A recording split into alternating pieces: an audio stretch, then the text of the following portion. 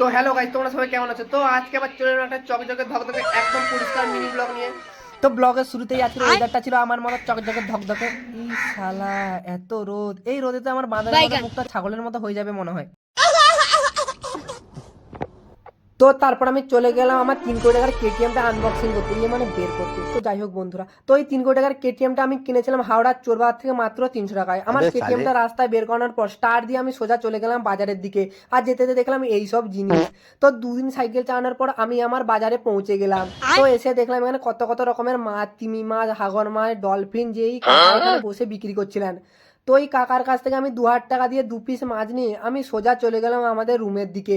আর যেতে যেতে ভাবছিলাম এই রোদে মনে হয় আমি আজ বাঁদর হয়েই যাব। তো যাই হোক বন্ধুরা, তারপর আমার নজরে পড়লো আমার পাশের বাড়ির বৌদিকে, মানে বোনকে, যে টিউশন পড়ে বাড়ি যাচ্ছিল। তো রুম এসে পেয়েছিল আমার প্রচণ্ড খিদে, আর খিদের জ্বালায় আমি ফ্রিজ থেকে 3টে মিষ্টি বের করে খেয়ে নিলাম।